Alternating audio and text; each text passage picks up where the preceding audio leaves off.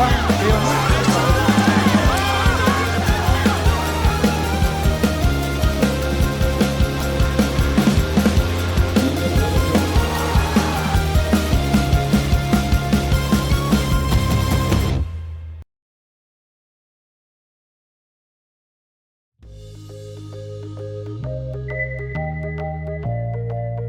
2024년의 마지막 날, 아침부터 국민들을 들뜨게 하는 소식이 들려왔다. 서울 서부지법에서 윤석열에 대한 체포영장이 발부됐다는 공수처의 발표였다. 최상목 대통령 권한대행 주재로 열린 국무회의에서 한덕수의 직무정지로 대통령 권한대행이 된 최상목 또한 3일의 시간을 흘려보내며 국민들을 가슴 졸이게 하다 쌍특검법은 거부했지만 헌법재판관 3인 중 2인의 임명을 확정지었다.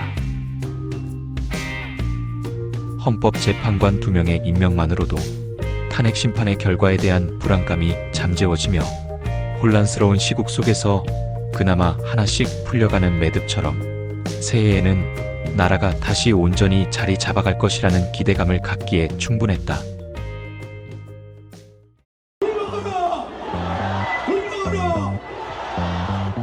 하지만 국민들의 기대감은 그리 오래가지 못했다. 새해 첫날부터 모든 시선이 한남동 관저로 쏠렸다. 우리를 바라볼 수가 없어서 이번에 나와 알겠습니까? 윤석열 체포를 막겠다는 극우 집단이 결집하며 거리로 나온 것이다. 대부분 극우 성향의 교인들이 동원된 것이지만 국민의 짐덩이 의원들이 합세하여 윤석열의 위헌 위법 행위를 찬양하고 있었다. 특히 윤상현은 스스로 윤석열과 국민의 소통 창구를 자처하며 연일 시위 장소를 찾는다. 계엄 내란 이후 숨죽이며 어떻게든 정치적으로 살 길만 찾던 국민의 짐덩이들은 마치 한 줄기 동아줄을 찾아낸 듯 이때부터 너도 나도 극우의 꽁무니에 빌붙기 시작한다. 더구나 관저에서 움츠리고 꽁꽁 숨어있던 윤석열은 자신을 지지한다는 집회 참가자들에게 편지를 보내며 극우 선동의 불을 지핀다. 대한민국의 헌법기관을 주권 침탈 반국가 세력이라며 선동하는 대통령. 체포가 두려워 관저에 숨어 집회를 선동하고 물리적 충돌을 유도하는 행태는 한 나라의 대통령으로서 너무도 비겁하고 추잡한 모습이 아닐 수 없었다. 많은 국민이 새벽잠을 설치면서 기대했던 오전 내내 눈을 뗄 수 없었던 윤석열 체포 시도.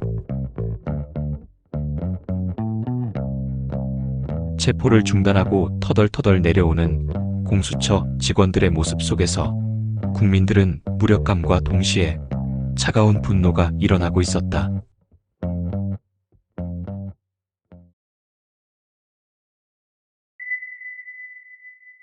체포 중단 소식이 전해지던 그 시각, 윤석열 탄핵 심판의 2차 준비 기일은 예정대로 진행되었다. 국회 측 소추인단은 재판 전 사전 브리핑에서 체포 중단에 대해 윤석열의 법 집행 방해의 현장이 전 국민에게 생중계되었다고 비판하며 재판에 임했다. 피청구인 측 변호인은 1차 준비 기일보다는 인원이 추가되어 있었다. 지난 기일에 관해서 몇 가지 말씀드릴 일이 제가 있어서 먼저 진행을 하고 말씀하시죠. 예. 윤석열 체포가 중단된 것에 한껏 들뜬 것일까? 의기양양한 피청구인 측 변호인은 재판이 시작하자마자 발언을 요청하다 제지당하고 만다. 측이 신청한 증거를 정리하는 순서로 진행하겠습니다. 먼저 그 제출된 서면을 확인을 하고 그때 얘기를 하십시오. 예, 예 말씀하시죠. 예. 지난 기일에 아무런 대응도 못했다고 평가하는 여론의 조롱을 의식했는지 기어코 준비해온 지난 기일에 대한 입장을 말하고 마는데 변호사님 이제 바로 이제 쟁점 정리를 할 것 같은데요. 네. 저희가 이제 쟁점 정리에 들어갈 건데 네. 그때 그 진술하시는 게 더 효과적이지 않을까요? 그럴 것 같은데 어떻습니까? 그렇게 오래 걸리지 않게 예, 하겠습니다. 예, 그러시죠. 주된 내용은 이러했다. 1. 내란죄를 소추 사유에서 제외하는 것인지 확인을 요청한다. 2. 형사소송법 규정을 엄격히 준용하여 심판을 진행해라. 3. 먼저 접수된 탄핵 소추 사건부터 집행선 심의를 개하는 4. 피청구인의 체포영장 불협정지 가처분 신청을 조속히 결정해달라. 1차 준비 기일과 마찬가지로 소추 사유의 쟁점에 대해 정리하는 시간임에도 이미 적법성이 확인된 사안이거나 억지 요구를 의견이라고 제시한 피청구인 변호인단. 법조인 체포 지시 행위는 별도의 소추 사유로 추정하겠다는 그런 취지시죠? 네, 그렇습니다. 지난 기일과 마찬가지로 소추 사유에 대한 쟁점을 정리하는 시간에 국회 측 소추인단은 계엄 당시 법관에 대한 체포를 별도의 소추 사유로 다루기를 요청한다. 계엄과 관련한 일련의 행위가 내란죄, 직권남용죄, 특수공무집행 방해 등 형법상의 범죄에 해당한다는 또한 주장은 지난 기일에 주장했던 내란죄 철회에 관련하여 다시 한번 정리한 주장을 펼친다. 헌법 위반의 이는 관점에서 헌법 위반 사실에 집중하고자 하는 것인데 굳이 형법상의 범죄를 다루지 않더라도 이미 충분한 소추 사유가 갖춰져 있어 탄핵을 이끌어내는데 어렵지 않다고 판단했기 때문이었다. 또한 행여나 다툼의 여지를 주어 피청구인 측이 탄핵 심판 전체 일정을 지연시키려는 것에 빌미를 제공하지 않기 위함도 있었다. 및 구금 계획까지 소추 사유에 포함하고자 한다. 피청구인 측에서는 어떻습니까? 지난번에 이제 정리한 거는 청구인 대리께서 말씀하신 그 내란죄 부분을 형법 위반 부분을 내란죄, 형법 위반 부분의 철회와 선관위 직원 체포 등의 소추 사유 포섭은 다시 국회에서 의결이 필요하다고 주장하는 피청구인 측. 철회일 수도 일부 있을 수 있어서 저희들은 생각을 하고 것처럼 소추 사유에 추가가 가능한 것인가? 네, 저희 입장은 이렇습니다. 그 중앙선거관리위원회에서 침입해갖고 선관위 전산실 침입과 직원의 휴대폰 압수, 그 이후 감금과 구금 계획은 헌법기관인 선관위에 대한 침해이므로 전체적인 일련의 행위와 계획임을 다루려는 것이라는 국회 측 소추인단. 하나의 계획 속에서 이루어진 행위이기 때문에 이것을 일련의 행위로서 같이 다루어서 이제 특정하고자 함인데 저희들이 소추 의결만 봐도 헌법 위반이 수십 개 조문입니다. 소추 의결서에 수십 개의 헌법 위반 조문이 있는데 다 증거들이 없고 근본적으로 국회 법사위 조사를 거치지 않았다며 탄핵 소추 자체가 잘못이라고 몰아가는 피청구인 측. 이 확인했다. 자신들은 대응을 해야 하니 증거를 내놓으라는 변호인. 뭐의 증거에 뒷받침됩니까? 지금은 준비 기일이란 것을 잊은 것일까? 불과합니다. 구체적으로 증거 관계는 청구인 측이 내고 있지는 않습니다. 소추인 측에서는 그 어떤 사실을 집어넣고 그렇게 해서 재판부한테 어떤 인식을 주고 미리 작심하고 준비한 듯 피청구인 측 변호인들은 릴레이 발언을 이어간다. 재판이를 갖다가 거의 마비시켰다는 그런 식의 주장을 갖다 하고서는 또 빼는 식으로 이건 그 재판관님이 듣기에 심리 형성에 어떤 영향을 미치는 그런 잘못된 재판 진행이 아닌가. 이젠 아예 소추인 측 변호인에게 재판관이 심리까지 휘둘려 잘못된 재판 진행을 하고 있다고 대놓고 말하는 피청구인 측 변호인. 지금 일단 주장된 내용은 소추 의결서를 기반으로 하는 겁니다. 소추 의결서를 어이없게도 재판관을 공격하다시피 하는 피청구인 측에 보수 성향이라 알려진 정영식 재판관마저도 대학 수업에서나 할 기본적인 사항을 고지한다. 이게 무엇을 의미하는 것인가에 관해서는 저희가 성명을 구할 수는 당연히 있어야 되겠죠. 나중에 결론적으로 어떻게 볼지는 저희가 판단할 부분이고 주장은 일단 이렇게 소추 의결서의 내용이 모호하면 피청구인의 행위를 특정하라고 할 것이고 입증도 당연히 소추인단이 해야 하는 것이며 소추 의결서 내용 그대로 해야 할지 말지 오타자도 고쳐서는 안 된다는 등의 주장들은 재판관들이 알아서 판단할 문제라고 못을 박는 정형식 재판관. 그거를 무슨 재판부의 어떤 심증 형성에 영향을 주기 위해서 뭐 그렇게 넣다 뺐다 한다라는 취지로 말씀하시면 조금 곤란할 것 같아요. 그거는 뭐 전혀 엉뚱한 얘기를 집어넣는 건 아니니까요. 저희로서는 우려를 선 넘은 발언은 콕 집어주는 정형식 재판관. 충분히 그런 것들은 고려해서 판단을 하기 때문에 소추 의결서에 들어있는 거를 기반으로 판단을 합니다. 그러니까 걱정하지 않으셔도 됩니다. 그 피청구인 측에게 지난 준비기일에서 국회에서 군경을 투입한 이유가 뭔지, 출입을 막거나 방해하도록 지시한 사실이 있는지 이런 부분은 이번 답변서에서 내시를 안 하셨던데 그거는 아직 준비가 덜 되신 건가요? 이게 워낙 중요한 저희한테 중요한 부분이기 때문에 정작 지난 준비기일에 요청했던 답변서는 내지 않았던 피청구인 측. 이는 어렵다고 하더라도 우리가 변론에 들어가기 시작하면 답이 있어야 되지 않겠습니까? 계엄을 선포한 게 12월 3일인데 지금 한 달 지났습니다. 그런데 아직 의견이 없다는 건 좀 이상하죠.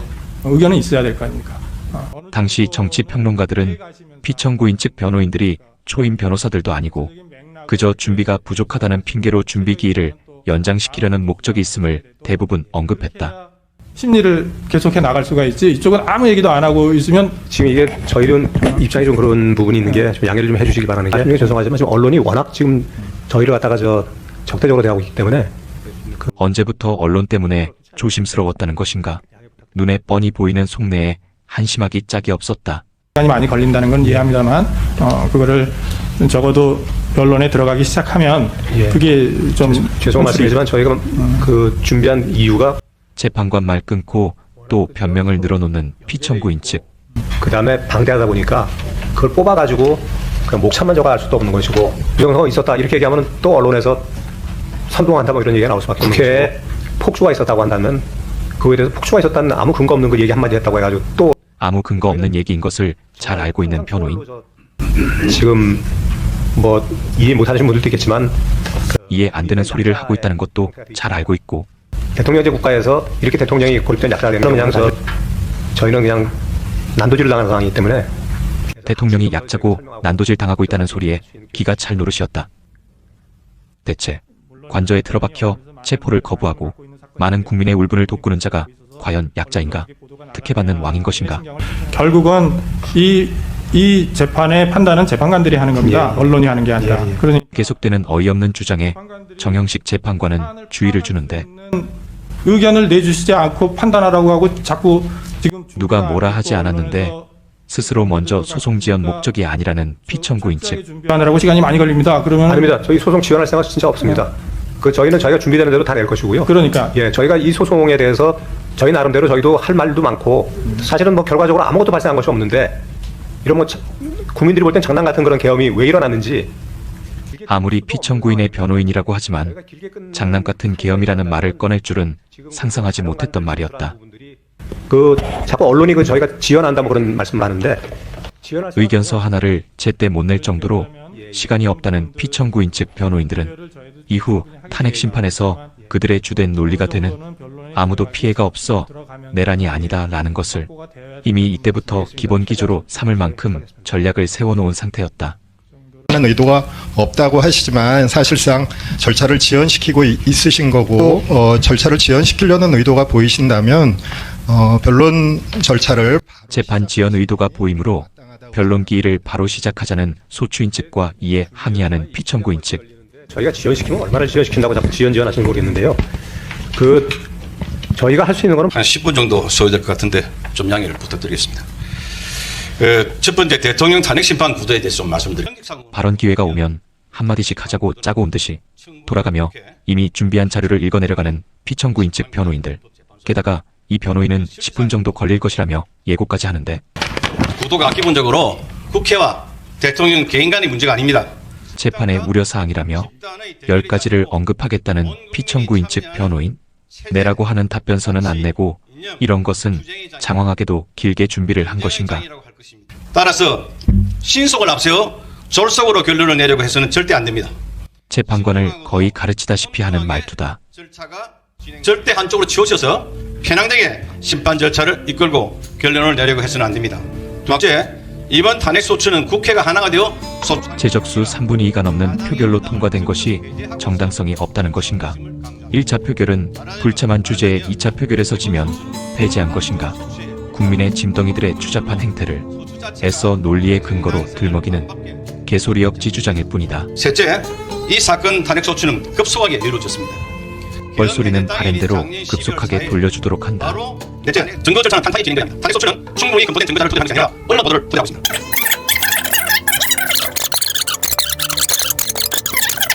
여덟 번째, 헌법재판소법 제48조는 심판기간에 관하여 규정하고 있습니다. 심판 사건을 접수한 날로부터 180일 이내에 종국 결정에 선고를 해야 한다고 규정하고 있습니다. 그러니까 당사자 피청구인이 주장을 충분히 펼칠 수 있도록 180일의 시간을 충분히 채워서 재판을 해야 한다는 소리 아닌가?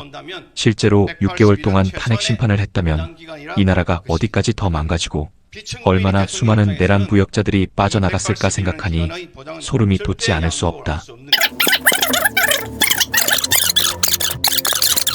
이 나라 국법 질서를 바로 세워야 할 것입니다. 네, 이상입니다. 제가 현실적인 부분을 말씀드리겠습니다. 윤석열 탄핵 심판에서 인지도만큼은 가장 확실하게 올렸던 김계리의 첫 등장 장면이다. 에 관한 의견서를 제출한 것을 가지고 한겨레에서 이것을 마치 저희가 자료를 내지 않고 다른 변호인들과 별반 차이 없는 똑같은 주장. 소송을 지연시키고자 하는 것이 아닙니다. 서로 한마디씩 발언을 하자고 약속한 듯하지만 무엇을 말할지는 서로 협의조차 안 한 듯. 이날 재판에서 주장한 내용을 돌아가며 반복해서 계속 말하고 있을 뿐이었다. 뭐 저희가 헌법재판만 준비를 하고 있는 것이 아니라 지금 시시각각 상황이 변동하고 있지 않습니까? 그런 저희 지금 계속해서 준비를 하고 있으니까. 그리고 이제 수사기록 인증 등본 송부 촉탁 신청에 대해서 이제 보겠습니다. 지금 피청구인 측에서 12월 31일자 절차에 관한 의견서를 내셨고요. 지난 1차 준비 기일에서 청구인 측이 재판부에 요청한 사실 조회와 인증 등본 송부 촉탁 신청에 대한 결정 사항이다. 진술도 하셨고요. 저희가 잘 검토를 해봤는데 이것은 내란 이후 한 달여간의 검찰과 경찰 특수본 및 선관위 등의 사실 조회와 수사 기록, CCTV 등의 자료를 요청했으나 자료를 얻는데 어려움이 있어 해당 기관에 명령을 내려달라는 청구인 측의 요청을 재판부가 승인한 것인데 신청에 의하여 실시하는 기록 인증 등본 송부 촉탁 헌법재판소 심판규칙 39조 1항 재판소법 32조 단서 위반의 문제는 발생하지 않는다고 판단됩니다. 피청구인 측은 반대했었으나 재판부는 이를 기각한 것. 경찰청 국가수사본부 비상계엄 특별수사단 특히 많은 체포 구속자가 있던 군장성 인사들에 대한 검찰의 수사 기록은 반드시 필요했기에 당연한 절차였다. 청구인 측은 그러나 촉탁이 되면 필요한 경우에 검찰 수사 기록에 대해 알려진 것이 없어 답답하던 국민들에게는 사이다 같았지만 훗날 재판 과정에서 검찰의 수사 기록은 효용성이 없었고 판결까지의 과정에서 국민들에게 오히려 불안감을 가져다 주게 된다. 실질적으로 이 재판은 내란죄가 평가 안 되고서 재판 막바지 발언 기회를 주자 피청구인 측 변호인들은 도돌림표 반복 억지 주장 대항연을 펼친다. 그 점은 많이 검토하고 있습니다. 지금 연구를 하고 있습니다. 예, 근데 제가 한 말씀만 더 걱정하지 마십시오. 예.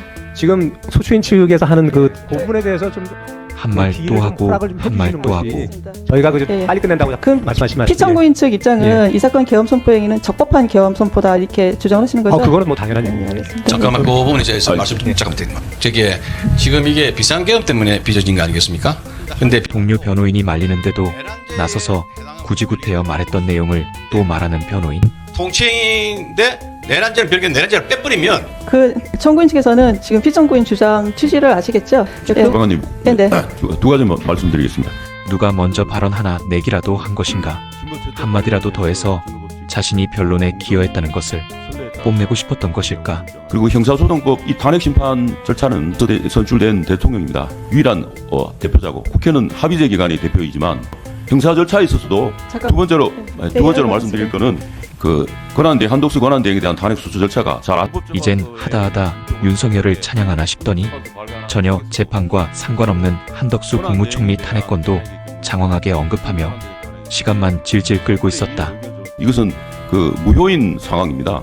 다시 한번 드립니다. 그 부분에 대해서 다시 한번 서면으로 이재신 신청을 내십시오.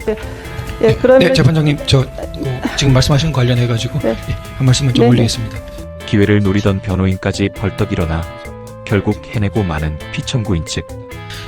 피청구인 측 대리인들로서는 이 문제를 굉장히 중대하게 생각하고 지난 박근혜 전 대통령 탄핵 사건에서도 일단 아까 채택은 결정을 했고요. 거기에 대해서 이의 신청서를 내신다고 하니까 제가 검토를 하겠습니다. 끝까지 발언 기회를 주며 가만히 듣고만 있던 극한 직업이란 칭송을 들은 헌법재판관 정영식 재판관은 다 들은 후 경고의 일침을 가한다.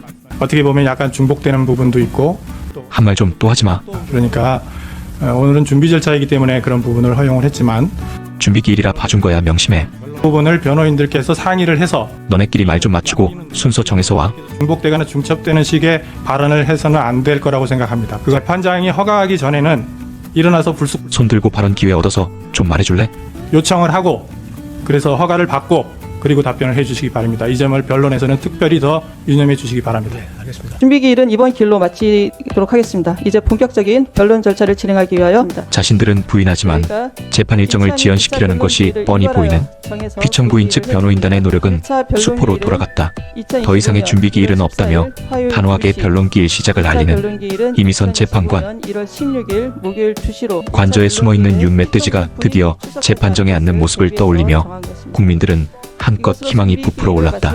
모두 수고하셨습니다.